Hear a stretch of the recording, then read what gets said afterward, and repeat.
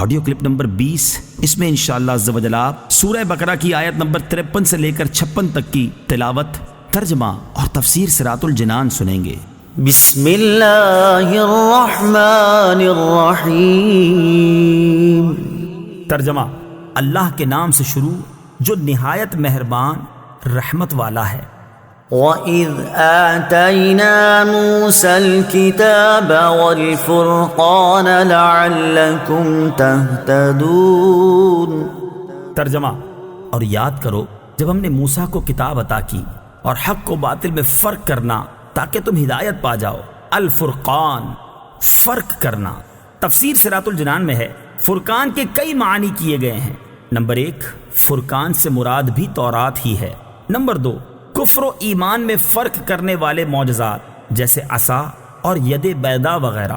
Number 3، حلال و حرام میں فرق کرنے والی شریعت مراد ہے۔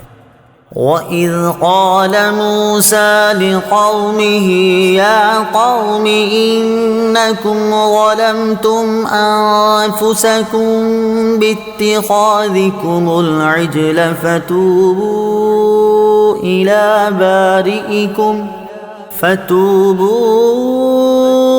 إِلَى بَارِئِكُمْ فَاقْتُلُوا أَنفُسَكُمْ ذَلِكُمْ خَيْرٌ لَكُمْ عِندَ بَارِئِكُمْ فَتَابَ عَلَيْكُمْ إِنَّهُ هُوَ التَّوَّابُ الرَّحِيمُ۔ ترجمہ: اور یاد کرو جب موسیٰ نے اپنی قوم سے کہا، اے میری قوم، تم نے بچڑے کو معبود بنا کر اپنی جانوں پر ظلم کیا، لہٰذا اب اپنے پیدا کرنے والے کی بارگاہ میں توبہ کرو، یوں کہ تم اپنے لوگوں کو قتل کرو، یہ تمہارے پیدا کرنے والے کے نزدیک تمہارے لیے بہتر ہے، تو اس نے تمہاری توبہ قبول کی، بے شک وہی بہت توبہ قبول کرنے والا مہربان ہے۔ فَاقْتُلُوا أَنفُسَكُمْ، کہ تم اپنے لوگوں کو قتل کرو۔ تفسیر صراط الجنان میں ہے بنی اسرائیل کو بچڑا پوجنے کے گناہ سے یوں معافی ملی کہ حضرت موسیٰ علیہ السلام نے قوم سے فرمایا، تمہاری توبہ کی صورت یہ ہے کہ جنہوں نے بچڑے کی پوجا نہیں کی ہے وہ پوجا کرنے والوں کو قتل کریں اور مجرم راضی خوشی سکون کے ساتھ قتل ہو جائیں۔ وہ لوگ اس پر راضی ہو گئے اور صبح سے شام تک 70,000 قتل ہو گئے۔ تب حضرت موسیٰ اور حضرت ہارون علیہ السلام نے گر گڑاتے ہوئے بارگاہ حق میں ان کی معافی کی التجا کی۔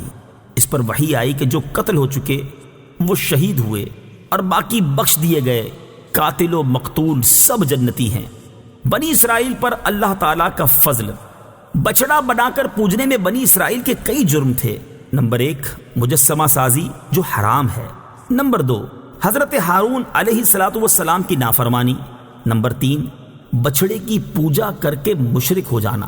یہ ظلم آل فرعون کے مظالم سے بھی زیادہ شدید ہیں، کیونکہ یہ افعال ان سے بعد ایمان سرزد ہوئے، اس وجہ سے وہ مستحق تو اس کے تھے کہ عذاب الہی انہیں مہلت نہ دے اور فی الفور ہلاک کر کے کفر پر ان کا خاتمہ کر دے، لیکن حضرت موسیٰ اور حضرت ہارون علیہ السلام کے طفیل انہیں توبہ کا موقع دیا گیا۔ یہ اللہ تعالیٰ کا بڑا فضل ہے اور یہ قتل ان کے لیے کفارہ تھا۔ وَإِذْ قُلْتُمْ يَا مُوسَى لَن نُّؤْمِنَ لَكَ حَتَّى نَرَى اللَّهَ جَهْرَةً فَأَخَذَتْكُمُ الصَّاعِقَةُ وَأَنتُمْ تَنظُرُونَ ثُمَّ بَعَثْنَاكُم مِّن بَعْدِ مَوْتِكُمْ لَعَلَّكُمْ تَشْكُرُونَ۔ ترجمہ: اور یاد کرو جب تم نے کہا، اے موسیٰ، ہم ہرگز تمہارا یقین نہ کریں گے جب تک اعلانیہ خدا کو نہ دیکھ لیں، تو تمہارے دیکھتے ہی دیکھتے تمہیں کڑک نے پکڑ لیا، پھر تمہاری موت کے بعد ہم نے تمہیں زندہ کیا تاکہ تم شکر ادا کرو۔ لن نؤمن لک، ہم ہرگز تمہارا یقین نہ کریں گے۔ تفسیر صراط الجنان میں ہے جب بنی اسرائیل نے توبہ کی اور کفارے میں اپنی جانیں بھی دے دیں تو اللہ تعالیٰ نے حکم فرمایا کہ حضرت موسیٰ علیہ السلام انہیں اس گناہ کی معذرت پیش کرنے کے لیے حاضر کریں۔ چنانچہ حضرت موسیٰ علیہ السلام ان میں سے 70 آدمی منتخب کر کے طور پر لے گئے۔ وہاں جا کر وہ کہنے لگے، اے موسیٰ علیہ السلام، ہم آپ کا یقین نہ کریں گے جب تک خدا کو علانیہ نہ دیکھ لیں، اس پر آسمان سے ایک ہولناک آواز آئی جس کی ہیبت سے وہ سب مر گئے۔ حضرت موسیٰ علیہ السلام نے گر گڑا کر بارگاہ الہی میں عرض کی کہ میں بنی اسرائیل کو کیا جواب دوں گا؟ اس پر اللہ تعالیٰ نے ان 70 افراد کو زندہ فرما دیا۔ انبیاء علیہ السلام کی عظمت۔